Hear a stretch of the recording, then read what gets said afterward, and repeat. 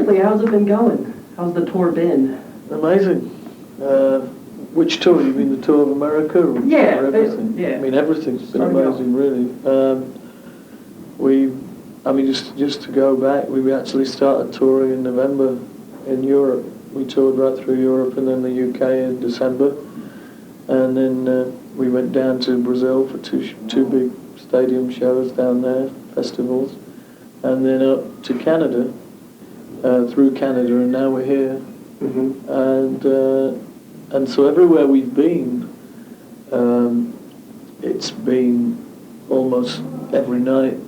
Essentially, it's been an audience that's never seen me singing with the band before. So every night I kind of go out there biting my lip, hoping they don't nail me. And every night the opposite happens. They're just incredible. So the album is amazing. Oh, you like the album? Oh, I love it. Yeah, we're all very pleased with it. Yeah.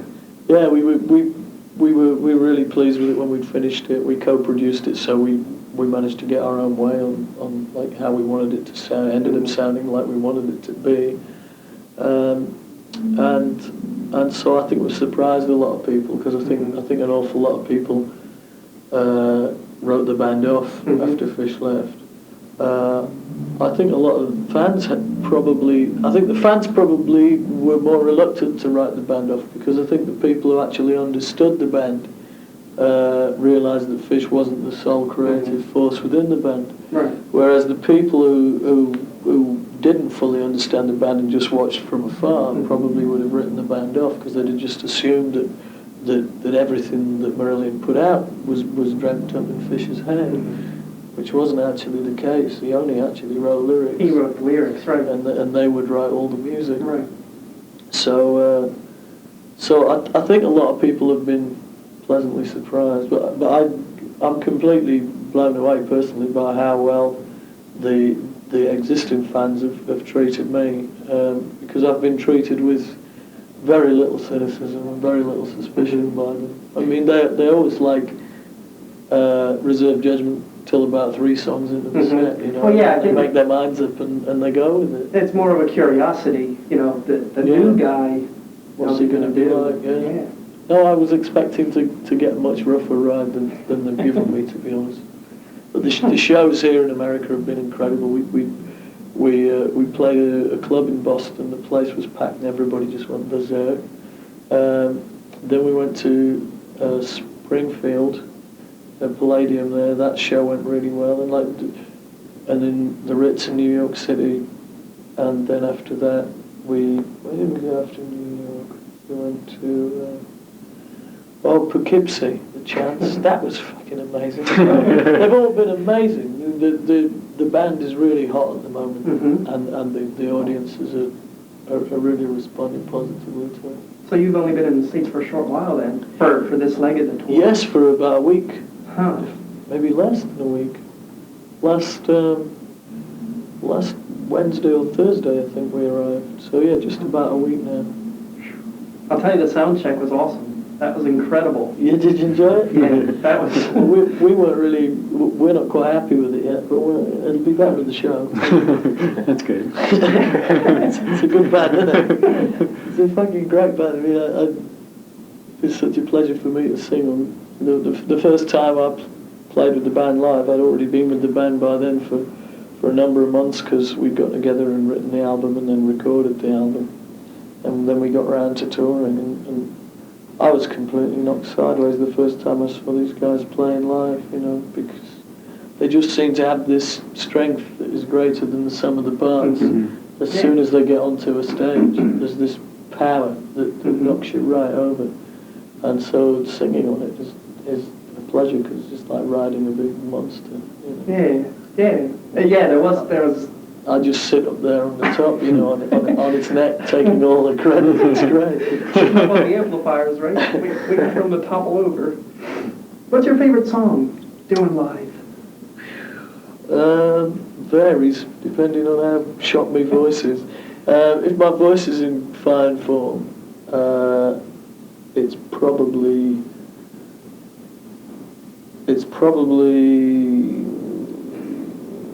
relevant question. It varies from night to night, but the most I've ever got into one of the songs was The Space, which is the last song on the album, which we often finish the set with. We might not play that song tonight because I've lost the. I don't know if you can hear, but I've lost the top. I'm a bit hoarse again. I caught a cold in Canada, and it doesn't screw my voice up. It just takes the top couple of notes off, and the end of The Space is so high I just can't sing it. Right. In fact, Sunset Town's a bit of a struggle because that's right up in the ceiling as well. But I can get away with that because it's the first song in the set. But we usually play The Space last, and by that time it's well strained anyway. But when my voice is in fine form, I like The Space best some nights. The rest of the time, I enjoy singing Walnut Circles in that time of the night most. So you're going back a couple albums then as well with this? Yeah, we're going. We'll be playing the title track from Script. We'll be playing quite a bit of music from Misplaced Childhood, and quite a bit of music from Clutching, as well as practically the whole of this album. Great. Tonight, yeah. Great. What's The King of Sunset Town about? I'm dying to know. It's about it's about the invasion of Tiananmen Square by the 27th Division of the People's Army of the Republic of China. It happened on the 4th of June. And before the 27th came, this place will never be the same. It refers not to a date, but refers to the division of the army that was actually responsible for the slaughter in the square. So that's what the song's about. What happened with that song was that it came from a set of lyrics that John Helmer had written. In fact, it was the first song we wrote together. We wrote it within about an hour of meeting one another. I actually went round the band to Pete's house and said hi to the boys because they said they wanted to meet me. And they had some equipment set up, and I sang a couple of old songs. And they said, well, do you fancy having a go at something new? So I said, sure. And they ran a bit of music past me, and I just sang the King of Sunset Town onto it as it went by. And we recorded it and played it back. We decided it was a song, So we'd written it literally within about an hour of meeting, and it's been like that the whole time. The chemistry that goes on between us musically has been a big surprise to all of us. So that's what that song's about. But what happened was there was this set of lyrics. We wrote the song. We got into the studio a couple of months later to record it. We were actually in the studio on the during June when all this stuff started happening in China. And at that time, it looked as though China might even be on the brink of civil war because there was talk of opposing divisions within the People's Army. And I think the outside world was poised for a clash between different divisions of the army in China at that point. First of all, we were shocked and rigid by the slaughter in Tiananmen Square, but there was also the greater implications of what might happen there. And I said to the boys, I think we should write about this. I mean, here we are, we're in the middle of making an album, and this is going on, and it's shocking, and we should say something. And I'd never been really happy with the lyrics to The King of Sunset Town, and so I said, I want to rewrite the whole song to be about this, and they said, great. So I took all the newspapers up to my room for a couple of days and rewrote it.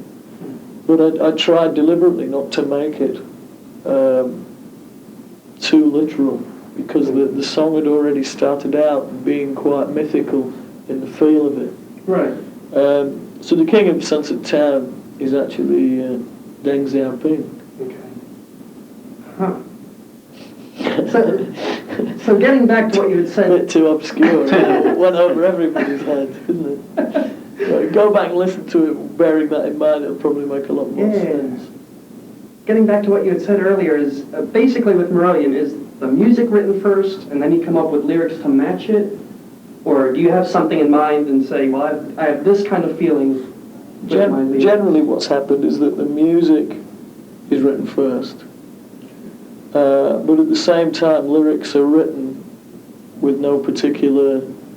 I mean, the way I write is that if anything in everyday life shocks me or affects me enough for me to want to say something about it, I write it down. Mhm. I don't attempt to make it rhyme, and I just attempt to describe exactly what I feel.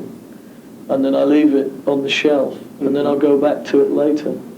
And so if I've got a musical idea that suggests a certain kind of a lyric, I'll go looking through all my drivel to see if there's anything that suits it. And then if there is, then I rewrite what I've written in the first place. I rewrite it in terms of rhythm and rhyme so that it starts to work within the song. So in a way the music's written first, but in a way it isn't, because the lyrics are already half formed, floating around. That's generally what happened. Like the way this album was written was that when I joined the band, they already had a load of lyrics that had been written by John Helmer. But these lyrics were for no particular, there were no melodies and they were for no particular song. So I joined the band and they said, well, we've got all these words here, and we've got all this music that we've written.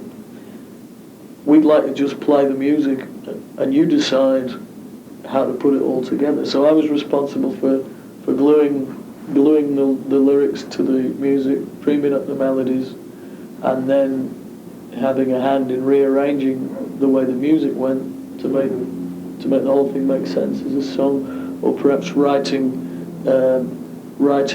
more music that would make the thing work together as one thing. And I was given total freedom from the day I joined the band to decide what I wanted to use and how. So it was incredible, really, to be given. It was amazing. Bit dodgy end of this place. I was given total freedom to like, they'd give me John's words and they'd say, just use what you like. If you don't like them, we don't want you to sing anything you're not happy with. So sometimes I would write lyrics to go with something that John had written to make more sense of it. Sometimes I would use everything, like Season's End. The Season's End lyric is, give or take a couple of words, exactly what John sent through. And Steve was playing a musical idea one day and I just sang it on, and it just went from there. Easter is the odd song out because I'd actually written Easter before I joined the band. And I said, what about this? And they said they liked it, so we worked on it. So there's quite a variation of ideas. In the end, I ended up writing all the lyrics for Holloway Girl, The Space, and another one, and Easter, of course, yeah. So I wrote all the lyrics for those three, and then I wrote bits of lyrics in amongst John's lyrics for the others. So I ended up writing about half the lyrics on the album. Easter, did you write that before you were with Marillion, or was Yes. that was for I wrote it the back. Europeans? Oh no, it was after Europeans. It was in the very late days of How We Live, which was the band that I formed after Europeans, but it never got used because nobody liked it when I played it to people. But I knew it was, it was really strong, so it really did me in, the fact that it got no response. But then I played it to Marillion and they loved it, so it went from there. Okay, I think we should call it a day because you're sounding a bit rough. I think you should have a bit of a rest. Yeah, it's probably not a bad idea. Have you got enough there to work with? Yeah, I do. Yeah, thank you very much. It's a pleasure. It's been amazing. Cheers. Thanks again. Thanks a lot. I'll go. It's very quiet for a bit. See you later. See you later.